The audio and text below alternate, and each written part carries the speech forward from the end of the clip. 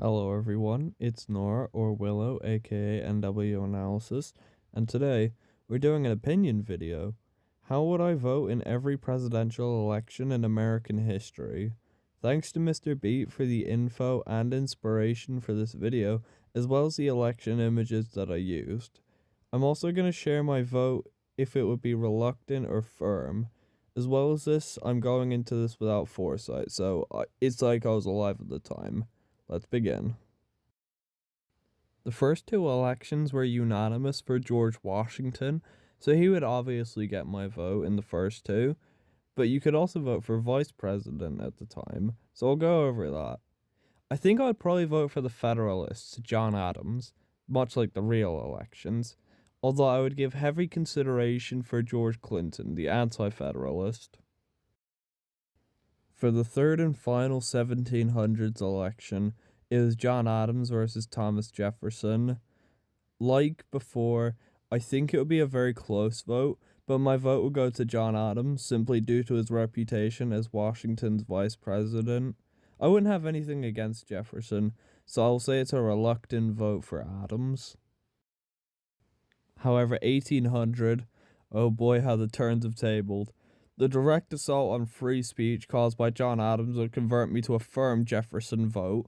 The Alien and Sedition Acts would throw me off so much. My vote goes to Thomas Jefferson. And nothing changes in 1804. Pinckney stands no chance against Jefferson, and I would vote for him in a heartbeat.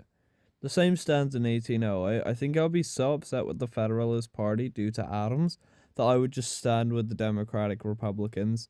So my 1808 vote goes to James Madison, firmly. 1812 was a difficult one. My main issue is the War of 1812 because I'd be very split.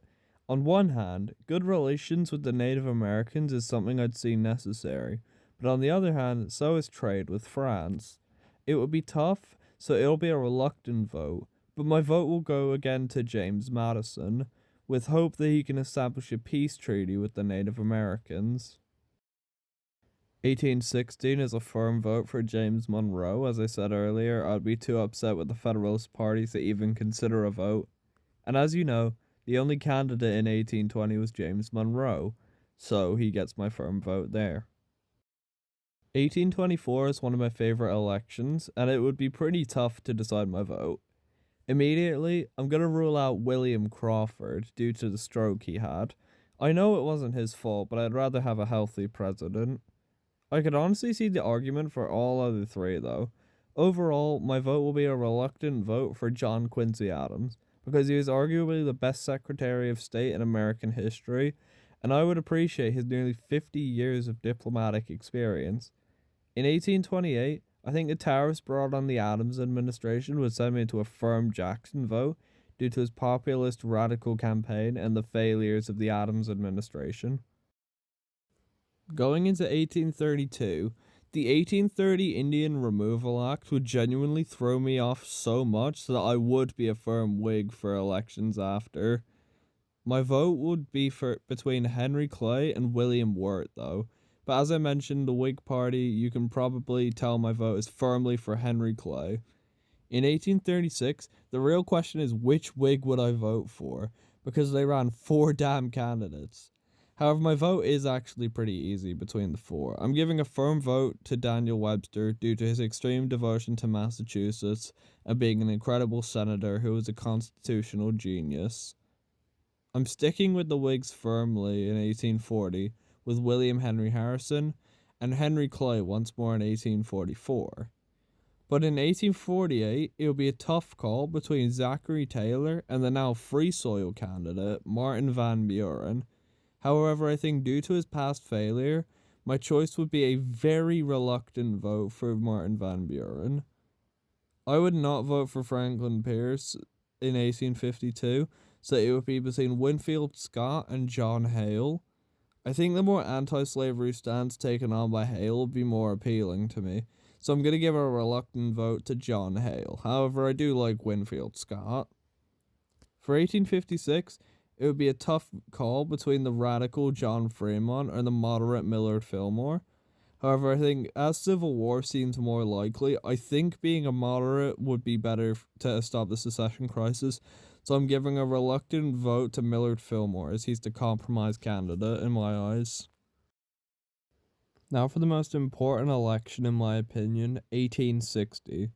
I would be so disappointed with the Buchanan administration and anyone even remotely pro-slavery that I would be a firm Lincoln voter, despite the prospect of civil war. I think it'd be absolutely unavoidable, so voting for Lincoln is the best call in my opinion. And in 1864, nothing changes. Firm Lincoln vote. And I think my disappointment with Andrew Johnson will put me into a firm Grant vote in both elections he ran, 1868 and 1872. Not that he had much opposition in 1872.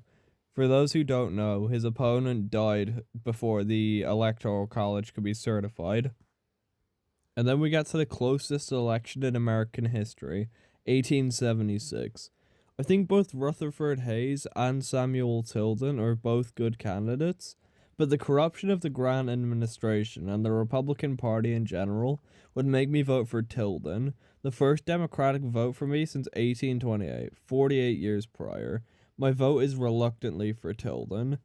I think the civil service reform of the Hayes administration would actually bring me back to the Republicans, however.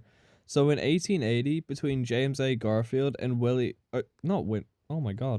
Winfield Scott Hancock, I think I'd be a firm Garfield voter. In 1884, I think both candidates would be kind of mid, but I think the Chinese Exclusion Act would make me unhappy with the Arthur administration, and not to mention, the one thing I value most in a politician is integrity, so I think I'd be a firm Cleveland vote.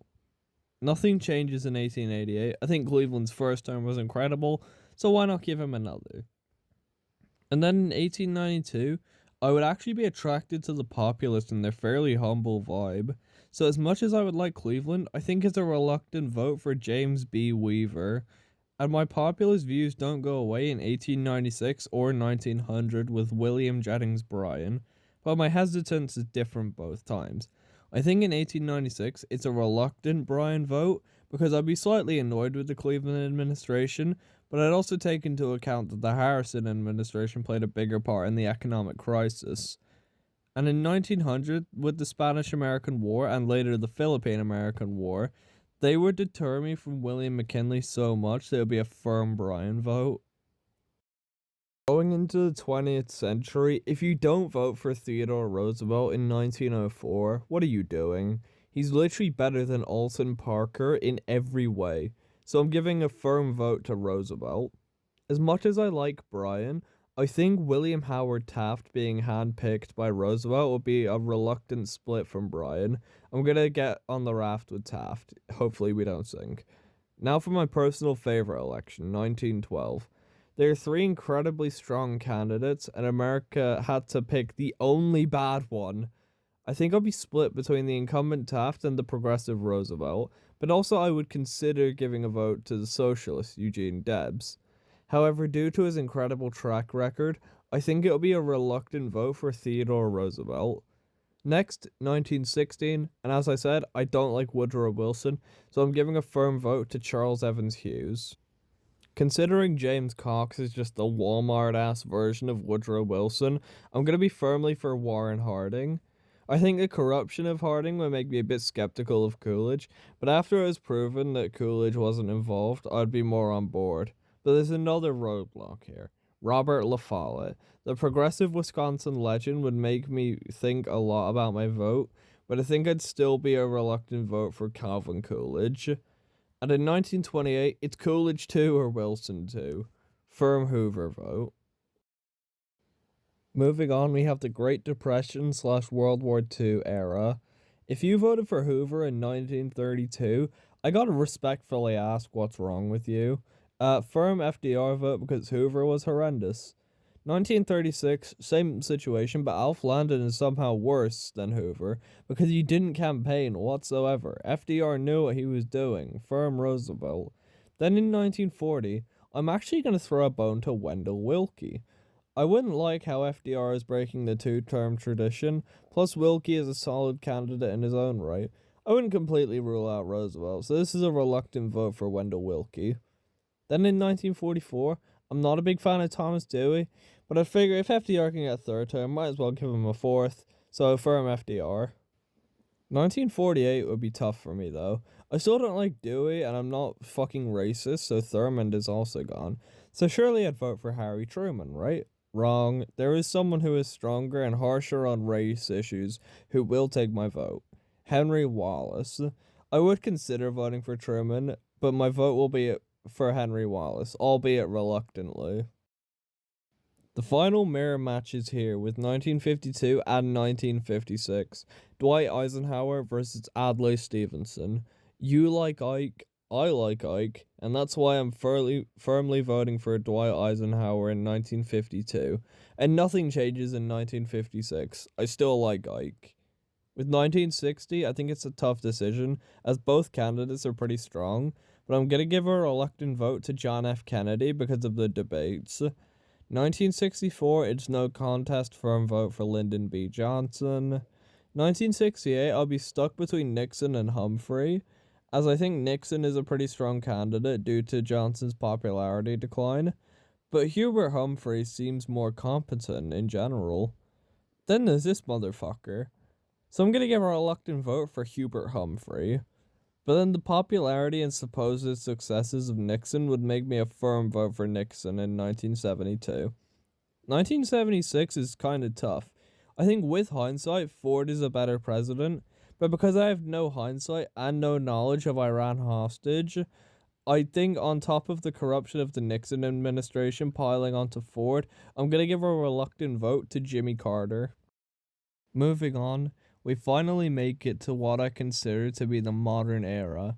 For 1980, I'm never in a million years voting for Ronald Reagan. He can go burn. Jimmy Carter, while I like him as a person, isn't solving the Iran issue anytime soon, so that ultimately leaves John B. Anderson, who I actually do like, so I'm giving him my reluctant vote, although I would consider a vote for Carter. 1984, like I said, fuck Reagan, firm Mondale. Next. 1988 is tough since Bush is more straightforward and arguably more boring than Reagan, but in this case I think it's a good thing because like I said, fuck Reagan, he's too exciting. However, that doesn't mean I like him, as I am an even bigger fan of his rival, Michael Dukakis.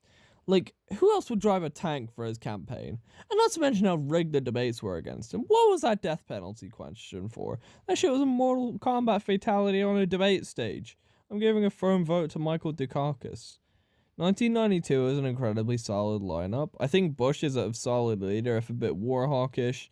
Bill Clinton's incredibly charming, if a bit scandalous.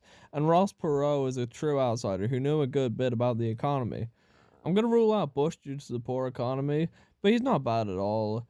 Between Clinton and Perot, I think Bill Clinton's scandals are worse than Perot's dropout and later re-entry, so I'm giving a reluctant vote to Ross Perot. And to finish off the 1900s, 1996...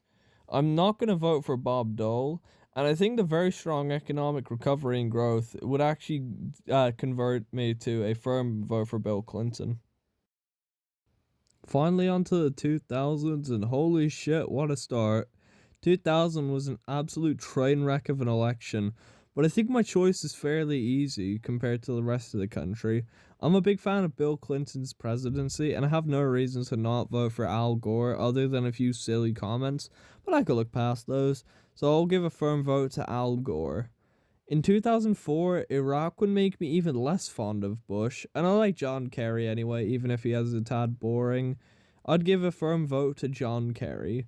For the final election before I was born, 2008, yes, I was born in 2009, shut up. Bush's economy is already enough to deter me, on top of the fact John McCain is just boring and he chose fucking Sarah Palin as a running mate, and Obama is one of the most charismatic candidates in modern times. I'm giving a firm vote to Obama, probably the firmest one I can give. In 2012, I'm not a fan of Romney, but he isn't bad. But again, firm Obama, no reason not to. Entering the home stretch, we find the emergence of the seventh party system and the rise of a certain someone. The 2016 election. First off, get Trump the fuck out. I hate him and I'm not voting for him ever. I could make the logical voice? I could make the logical choice and vote for Hillary Clinton, but I honestly don't like her that much at all. But I could go with my personal preference as well, the Libertarian candidate Gary Johnson, whose only real issue was the Aleppo question. I think between them, my desire to keep Trump out is higher than my own personal preference, so I'm gonna give a reluctant vote to Hillary Clinton. The penultimate election is 2020. In my opinion, if Trump isn't any better with his handling of the COVID pandemic, as well as him just being a generally incompetent liar, it gives me cause to give a firm vote to Joe Biden. Even if I preferred a candidate like Bernie Sanders for the Democrats, Biden was who they chose. I'm not going to argue with that. And finally, 2024. This is the first election I really followed as it was happening. Immediately, January 6th gave Trump a below zero chance of me supporting him. Kamala Harris would be my next choice, as again, it would keep Trump out, but her campaign was absolute dog shit, mainly because she only had 107 days. Still, Tim Walz is a great running mate choice. I love Tim Walz, by the way. I would still vote Harris, but if it came down to my personal preference, I would actually give my vote to the Libertarian candidate Chase Oliver. But yeah, Harris takes my firm vote. So there you have it, all 60 elections and how I'd vote in them. Thank you all for watching. Make sure you like and subscribe so I can see if you enjoyed this kind of content or not. And with that, have a great day, and I'll see you all in the next video. Love you all.